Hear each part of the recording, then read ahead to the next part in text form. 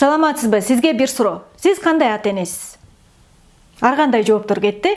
Силерге жакшы кабарым бар. Идеалдуу ата эне жок.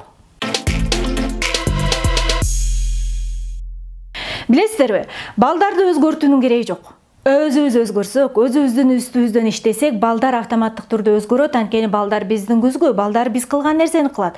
Эгер биз агрессия кылсак, алар дагы ачууланат. Биз ушак сүйлөсөк, алар да ушак сүйлөйт дегендей, кыскасы, балдар бизден эмнени көрсө, автоматтык түрдө ошону кыла берет. Ошондуктан көйгөйлүү балдар болбойт, көйгөйлүү ата энелер болот. Демек, өзүбүздүн көйгөйүбүз менен иштешебиз, урматтуу ата энелер. Ал үчүн биринчи биз сүйлөп аткан сөздөрүбүздү көзөмөлдөйбүз. Оозуман кандай сөздөр чыгып атат балдарыма карата. Эгер оозуман балдарымды көңүлүн чөгөрө турган, балдарды кыжырданта турган, балдардын баасын түшүрө турган сөздөр чыгып атса, анда сөздөрүбүздү көзөмөлдөп, сөз куржунубуздагы жаман, негативдүү сөздөрдү позитивдүү сөздөргө айландырганга аракет кылабыз. Экинчиден, өзгөчө айымдар жана мырзалар деп деле айткым келет, үнүбүздүн тоону кандай? Тетик алыстагы кошунабызга чейин биздин үнүбүздү угулуп турабы, же кандай?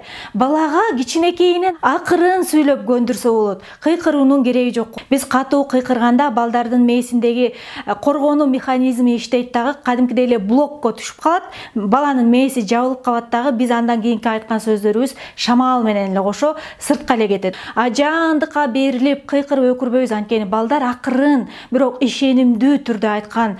Ушунчалык өзүбүздүн оюбузга бекем ишенимдүү түрдө айтсак, балдар бул нерсени сезет. Андыктан тоонубуз менен да иштешебиз. Тоон, сөздөр, анан үчүнчүсү бул денебиздин тили. Башкача айтканда, сөздөрүбүз менен тоонубузду денебиздин тили толуктап турат.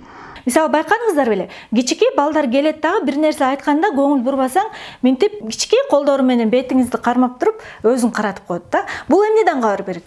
Бул мени дене тилиң менен дагы, көзүң менен дагы укчу деген сураныч да. Сенин сөзүң эле эмес, мага сенин жүзүң керек, сенин кучагың керек деген нерсени кабарды жеткирип аткан болот. Ошондуктан балдарыбыз кичирээк болсо, тизелеп отура калып, эки көзүм сенде, эки кулагым сенде, менин кучагым сага дайым ачык деген дене тилин көргөзсөк, ошентип үчөө эриш аркак болот дагы, балдарга аябагандай чоң сонун таасирин тийгизет.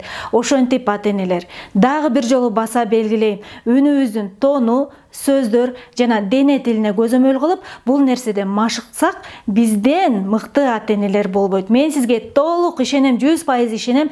Сиз жеткилең ата эне боло албайсыз, сиз жана жаман ата эне де боло албайсыз. Сиз мыкты, үйрөнүп аткан, өсүп аткан ата эне боло аласыз.